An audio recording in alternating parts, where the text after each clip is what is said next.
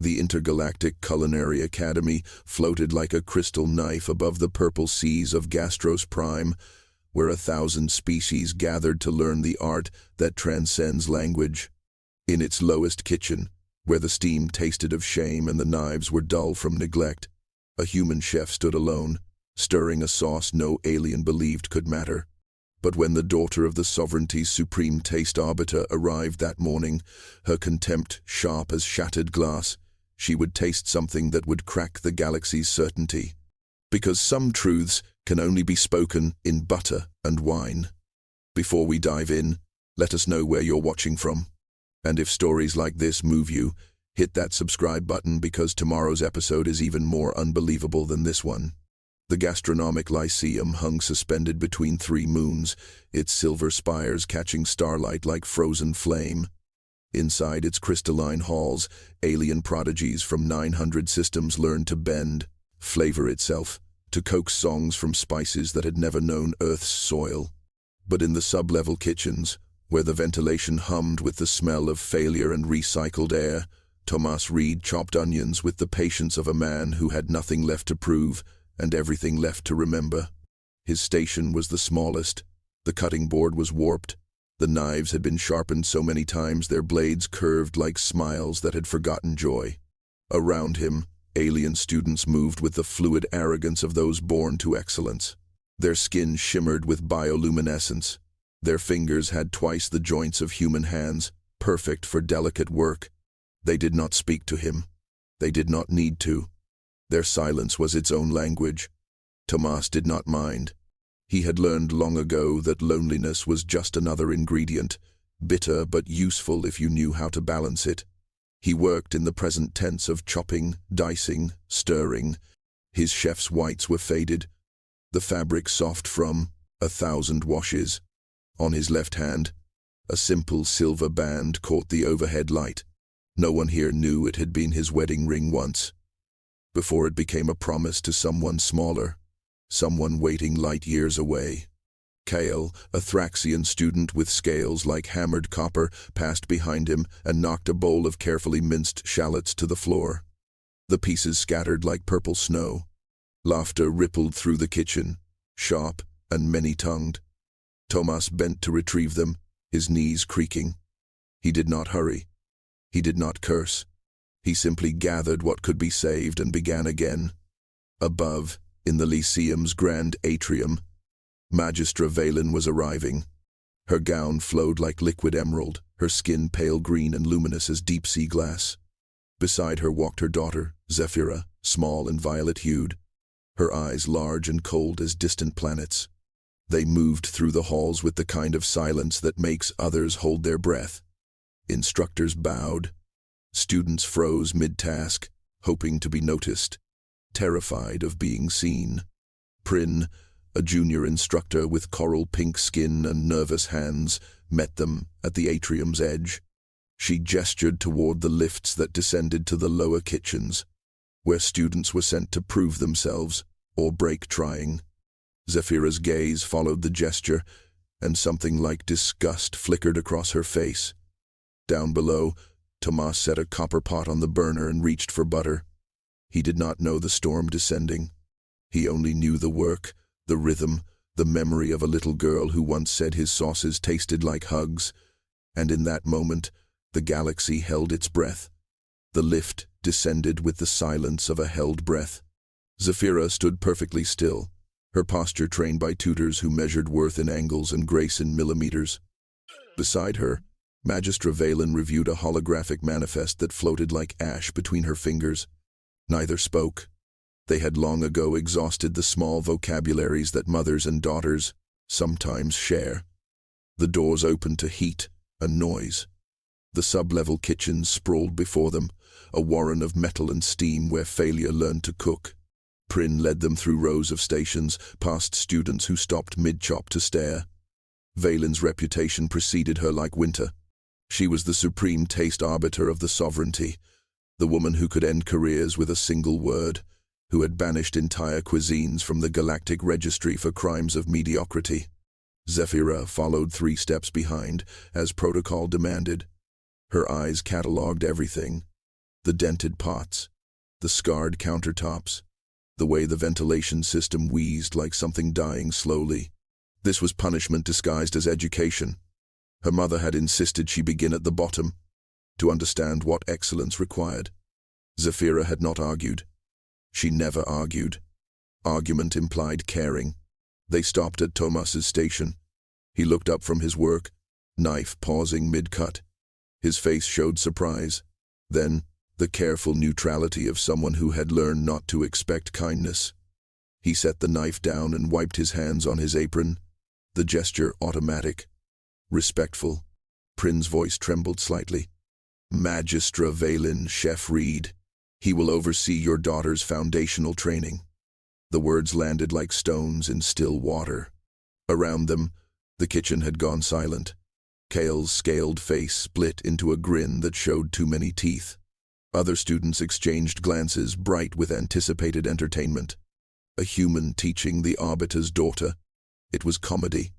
It was catastrophe waiting to unfold. Valen studied Tomas with eyes that had judged emperors. She saw the worn whites, the simple tools, the absence of anything resembling prestige. Her lip curled with something too elegant to be called a sneer. You are human, she said, as if diagnosing a disease. Yes, Magistra, Tomas replied. His voice carried the flat calm of someone who had heard worse. My daughter will require excellence, Valen continued. Not sentiment. Not the crude approximations your species calls cuisine. Zafira stepped forward then, her gaze dropping to the copper pot, where butter was beginning to melt. Steam rose from it, carrying the faint smell of something rich and patient.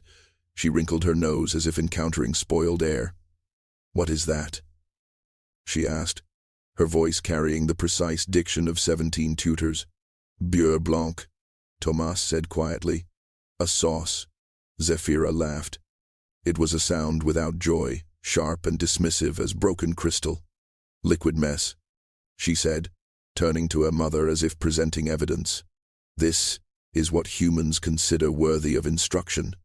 Valen's approval flickered in her eyes. She touched her daughter's shoulder once, a gesture more formal than affectionate. 2 cycles, she told Prin. If my daughter has learned nothing of value, I will have this human removed from the Lyceum entirely. She left without waiting for response. The lift doors closed behind her like a sentence. Zafira remained, standing across from Tomas with the counter between them, like a boundary between worlds. She looked at the melting butter, at his worn hands, at everything he represented. Begin, she commanded, and Tomas, who had no choice and all the patience in the universe, began. Tomas did not flinch beneath Zafira's stare. He had faced harsher judges in smaller kitchens, in the years after his wife died and the bills piled up like accusations. He had stood before loan officers and landlords and teachers who looked at Nina's worn shoes with pity disguised as concern. A child's contempt, even wrapped in alien skin and aristocratic breeding, was something he understood. He turned back to the butter, watching it foam gently in the copper pot. His hands moved with the economy of 10,000 repetitions. Shallots went in next, minced so fine they dissolved into translucence. The smell rose sweet and sharp, cutting through the kitchen's stale air. Around them, other students had returned to their work, but ears and auxiliary sensory organs remained trained on this station, waiting for the human to stumble. Why butter? Zafira asked, her tone suggesting the question itself was tedious. Because it carries flavor, Tomas replied. Because it transforms under heat. Because it forgives small mistakes if you pay attention. Primitives use fat to hide inadequacy, she said, reciting something learned from expensive instructors. Refined cuisine requires no such crutches. Tomas added white wine to the pot. It hissed and steamed, the alcohol burning away in fragrant clouds. Maybe, he said softly. Or maybe fat is how you make something feel like home. Zafira's expression flickered with something too quick to name. Confusion, perhaps, or the irritation of encountering a concept her education had not prepared her for. She watched him work in silence, her fingers drumming against the counter in a rhythm that suggested impatience.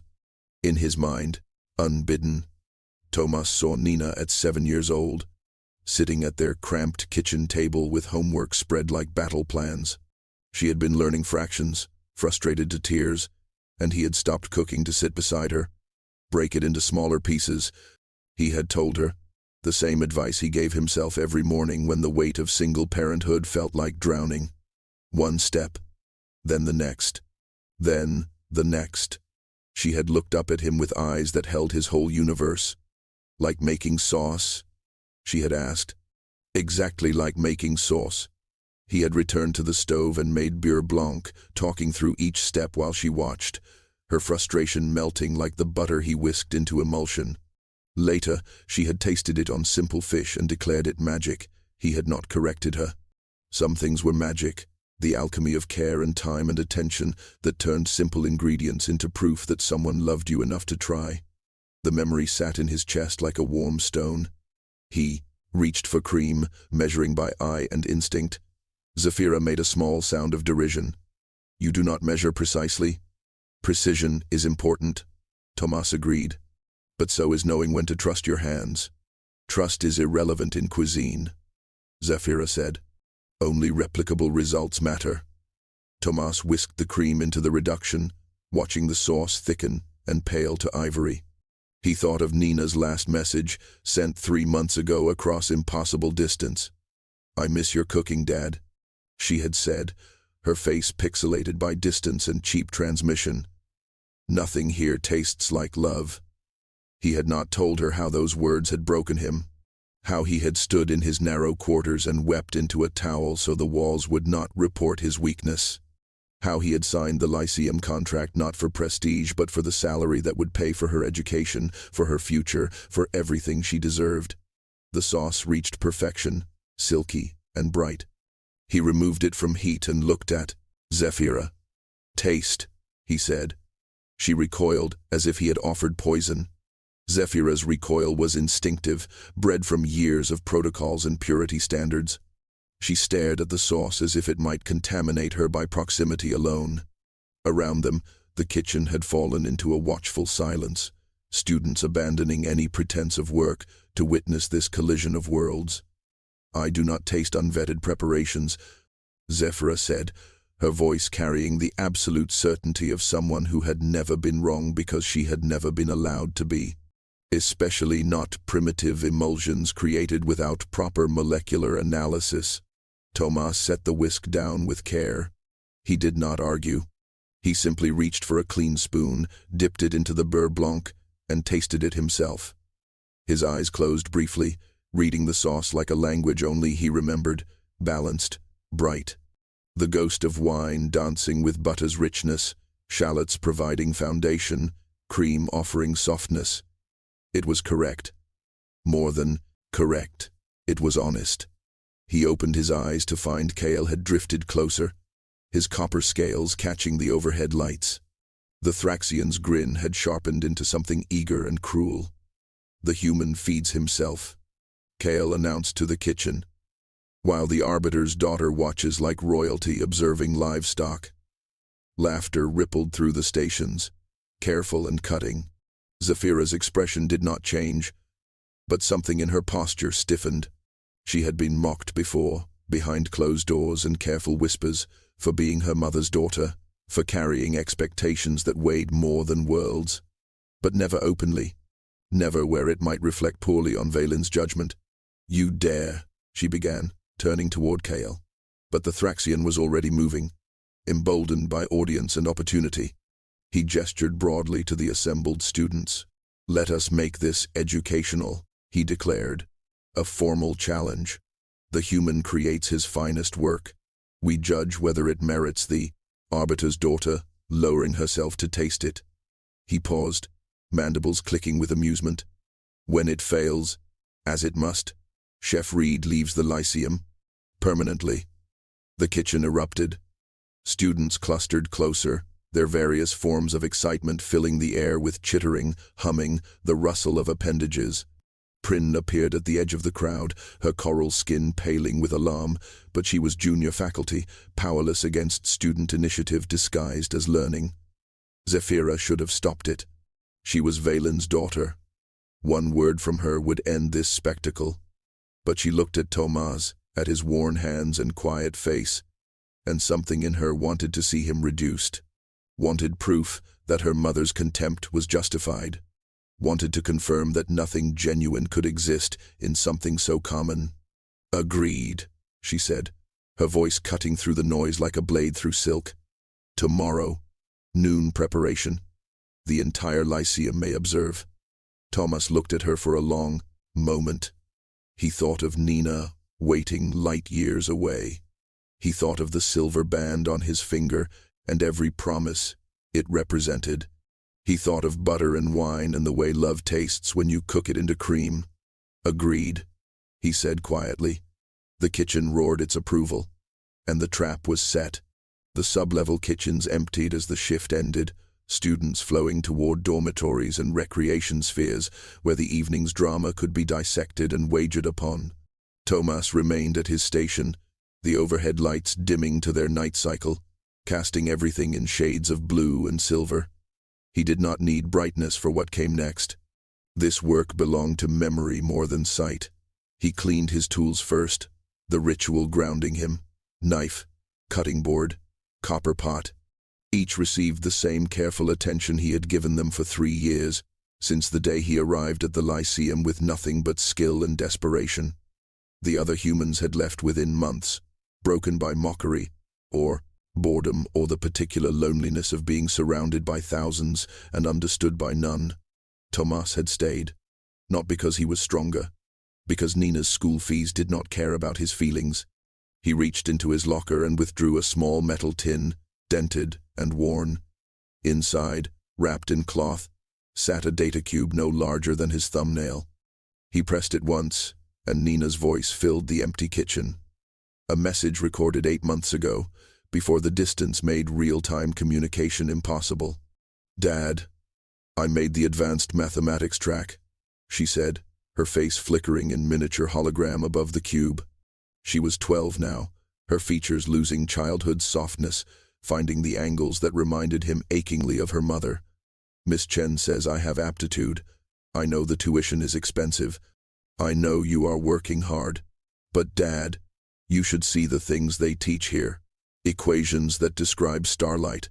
Formulae that predict orbital decay. It is like cooking, you said once, breaking complicated things into steps." Her image smiled, and Tomas felt his chest constrict. "I miss you," she continued. "I miss your kitchen. I miss how you hum when you think no one is listening. The cafeteria here serves nutrition paste in 6 flavors, and none of them taste like you cared while making them." The message ended. Tomas played it again, then again. Each repetition a reminder of why tomorrow mattered, why failure was not optional, why he would stand before the Lyceum's judgment and offer them something true. He began gathering ingredients, moving through the darkened kitchen like a ghost with purpose. Butter from the cold storage, the good kind, cultured and rich. Shallots he had requested specially, grown in soil that remembered earth. White wine from a vineyard on Proxima's 3rd moon, the closest approximation to Burgundy the galaxy offered. Cream so fresh it had been delivered that morning. These were not exotic ingredients. No bioluminescent mushrooms from forbidden planets. No spices harvested from dying stars, just simple things, combined with the only technique that mattered. The technique of caring so deeply that your hands remembered every person you had ever fed, every meal that meant I love you, every sauce that said you matter to me. Tomas set everything in careful rows. Tomorrow he would cook, not for judges or aliens or even for Zephyra's contempt. He would cook for Nina, light years away, waiting for him to come home.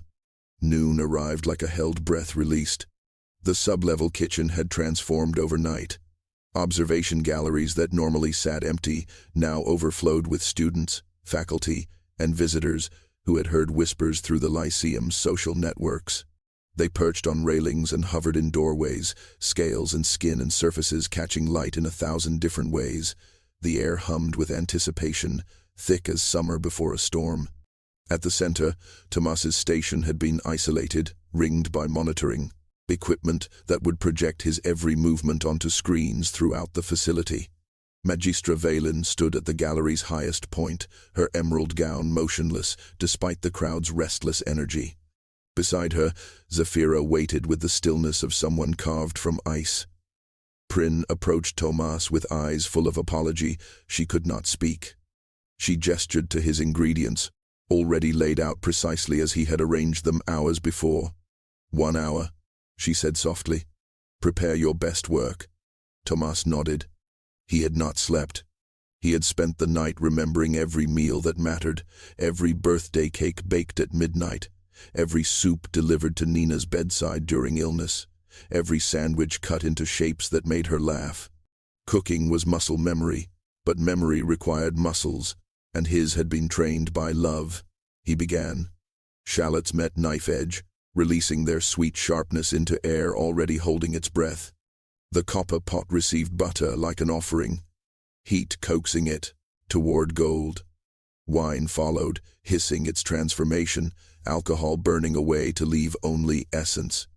His hands moved without hesitation, each gesture containing the weight of 10,000 repetitions and one singular purpose. The crowd murmured. This was not spectacular. There were no flames dancing toward ceilings, no molecular transformations visible to the naked eye.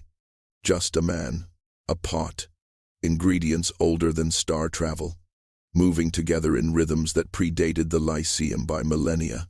Cream swirled in, pale as first light. Tomas whisked with the patience of someone who understood that forcing never worked, that emulsion required trust and time. The sauce thickened, turned silky, became something more than its parts. He tasted it once, adjusted with 3 drops of lemon, tasted again. His eyes closed briefly. Nina's voice echoed in memory. It tastes like you love me, Dad. He opened his eyes and poured the Beurre Blanc into a pristine white serving vessel. Steam rose from it like prayer. He set it on the counter between himself and the observation point where Zafira stood, expression unreadable as distant constellations. It is ready, he said quietly. The crowd pressed closer. Valen descended 3 steps, her gaze sharp enough to cut. Zafira did not move for a long moment. Then, with the deliberate grace of someone performing for an audience, she walked down to the kitchen floor. She stopped before the sauce. Prin offered her a clean spoon. Zafira took it, her violet fingers steady despite the weight of 1,000 watching eyes. She dipped the spoon into the Beurre Blanc. She lifted it, she tasted, and the galaxy stopped turning. The silence that followed was absolute. Not the silence of anticipation, but the deeper quiet that comes when something fundamental shifts, and the world needs a moment to understand what changed. Zafira stood motionless, the spoon still at her lips, her large eyes fixed on something no one else could see. The sauce was flawless. Every instructor in the gallery knew it immediately. The emulsion held perfect, butter and wine and cream unified into a structure that physics said should not exist, but did.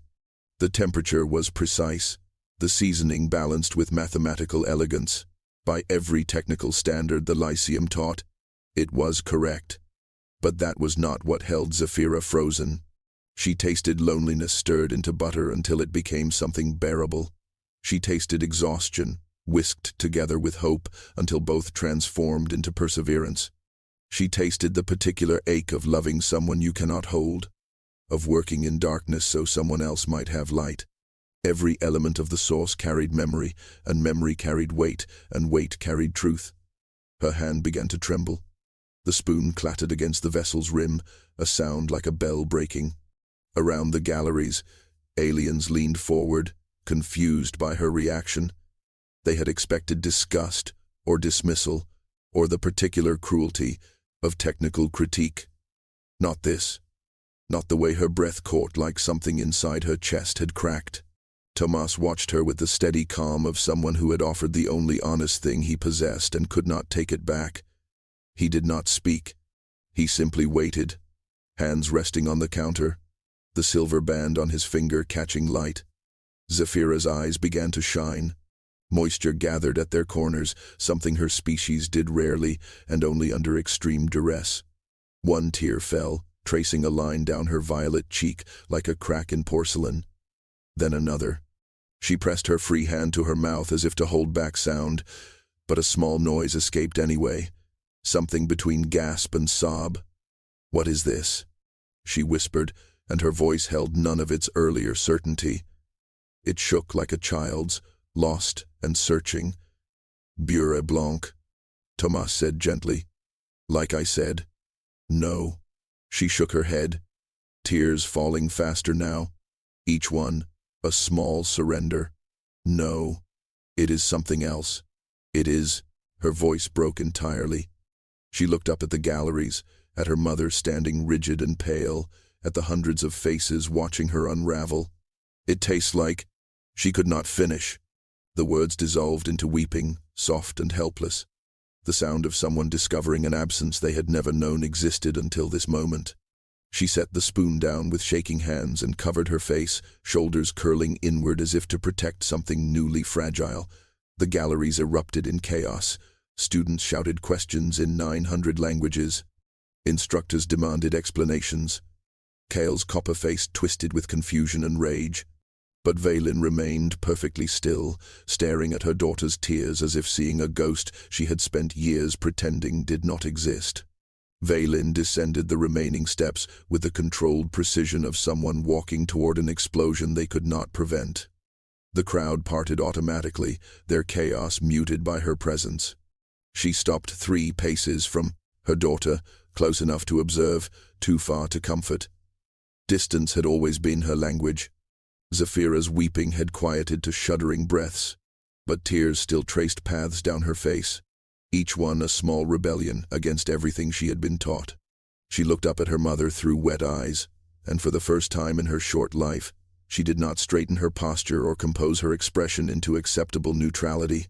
"I do not understand," Zephyra said, her voice raw and young. "It is only sauce, only butter and wine. But when I tasted it, I felt—" She struggled for words her education had never provided.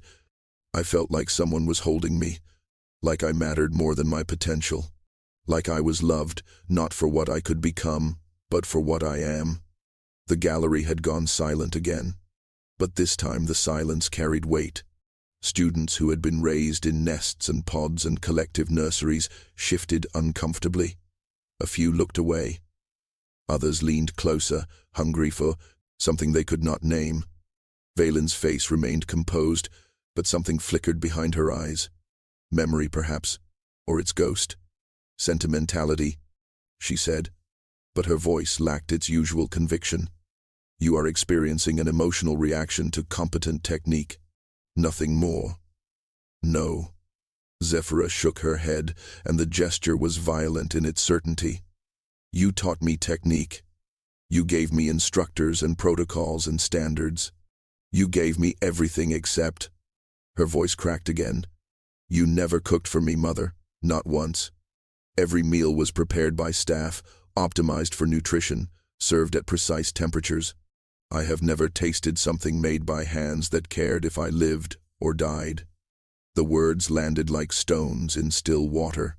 Vaylin's composure finally fractured, just slightly, a hairline crack in porcelain. Her hand lifted as if to reach for her daughter, then fell back to her side. Tomas had remained silent, watching this private grief unfold in public space. But now he spoke, his voice gentle. "I have a daughter," he said. "Her name is Nina. She is 12 years old and light years away, and every day I am here is a day I cannot hold her. So I cook the way I would cook for her, because it is the only honest thing I know how to do." Zephyra turned to him, tears still wet on her face. "She is fortunate," she whispered. "So am I," Tomas replied. Vaylin looked at the human chef then, truly looked at him, and saw not primitive technique or crude ingredients but something her centuries of refinement had somehow missed. She saw what her daughter had tasted. Love, simple and devastating, cooked into cream.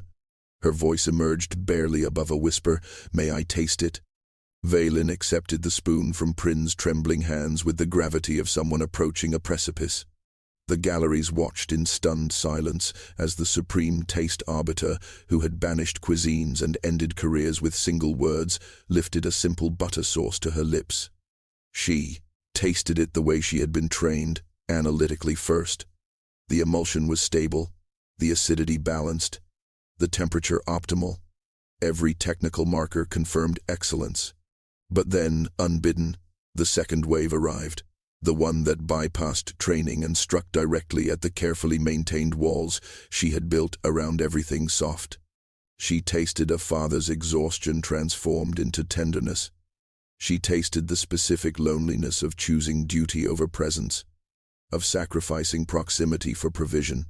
She tasted every meal her own daughter had eaten alone, every birthday cake prepared by staff who followed recipes instead of love. And beneath it all, she tasted the question she had never allowed herself to ask. What had she lost by demanding perfection? The spoon lowered. Vaylin's hand was steady, but her eyes had changed. Something ancient and carefully buried had surfaced there, visible to anyone willing to look. She turned to face the assembled galleries, her emerald gown catching light that suddenly seemed too bright. "I have been wrong," she said. The three words fell like stars into deep water, rippling outward until they touched every corner of the vast space. Murmurs erupted, shocked and disbelieving.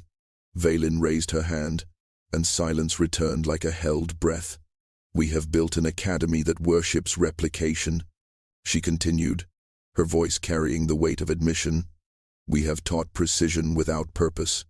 We have created chefs who can execute flawlessly, but have forgotten why anyone cooks at all." She looked at Tomas, and for the first time, her gaze held something like respect. "This human understands what we have lost. Technique without heart is performance. Perfection without love is emptiness dressed in expensive cloth." Zafira had stopped crying, but her face still bore the tracks of tears. She watched her mother with an expression caught between hope and disbelief, as if witnessing something she had never imagined possible. Vaylin descended the final step and stood before her daughter. The distance between them was small, merely inches, but it contained years of careful separation. Slowly, with the hesitation of someone learning a new language, Vaylin reached out and touched Zafira's face, her fingers gentle against tear-dampened skin. "I am sorry," Vaylin whispered, and the words were meant only for Zafira, but in the terrible silence of the gallery, everyone heard them anyway. Zafira's composure shattered completely. She fell forward into her mother's arms, and Vaylin caught her, held her, made soft sounds that had no words, because some things cannot be spoken, only felt. The Lyceum would never be the same, because everyone present understood they had witnessed not simply a challenge won or lost, but the moment when an institution realized it had been teaching the wrong lesson all along. 3 months passed like seasons learning new rhythms. The sub-level kitchens no longer carried the smell of shame. Students descended there voluntarily now, seeking stations beside the human chef who had broken a galaxy's certainty with butter and wine. Tomas still arrived before dawn, still cleaned his tools with the same careful attention. But now, he was not alone. Zafira came every morning. She wore simple kitchen whites now instead of aristocratic gowns, her violet hands learning the weight of knives, the patience of proper emulsion, the way heat transforms if you pay attention. She was not naturally talented. Her cuts were uneven, her timing uncertain. But she approached each task with the fierce determination of someone making up for lost time. "Why do you add the butter slowly?" she asked one morning, watching Tomas coax another Beurre Blanc into existence. "Because rushing breaks the emulsion," he replied, "and because some things are worth taking time for." She nodded, filing the answer away with all the others she had collected like treasures. Beside her, Prin worked on a file. Reduction. the coral-skinned instructor having requested transfer to the lower kitchens despite the professional risk. Others had followed. The academy's hierarchy had inverted quietly. Excellence now measured not by altitude but by intention. Valen visited twice weekly, scheduling time between arbiter duties to stand at her daughter's station and learn alongside her. She struggled more than Zephyra, her hands too accustomed to command to easily accept instruction. But she persisted, and slowly, awkwardly, she began to cook meals she would share with her daughter in their quarters, the two of them eating in comfortable silence punctuated by small conversations that felt like learning to speak again. Kale had left the Lyceum entirely, unable to bear the transformation he did not understand. Others had departed too, seeking institutions that still valued performance over purpose. The Lyceum was smaller now, quieter, but the food emerging from its kitchens tasted different. It tasted honest. On a blue morning, when twin moons hung low like promises, Thomas received a message marked urgent. His hands shook, opening it, fear and hope warring in his chest. Nina's face appeared, older now, her features settling into the young woman she was becoming. "Dad," she said, smiling in a way that reached her eyes. "I got early acceptance. Full scholarship. I can finish remotely." Her voice caught with emotion. "I am coming to Gastros Prime. I want to see where you have been. I want to taste what you have been cooking." Tomas played the message 3 times before he could breathe properly. Zephyra found him standing motionless at his station, tears on his face that he did not bother hiding. "Good news?" she asked gently. "The best," he managed. She smiled, understanding perfectly. "Then we should prepare something special. Something that tastes like welcome." They began together, hands moving in rhythm, creating something that would feed not just bodies, but the specific hunger that only love can satisfy. Outside, the purple seas reflected starlight. Inside, the kitchen where love lived was already warming, already ready, already home.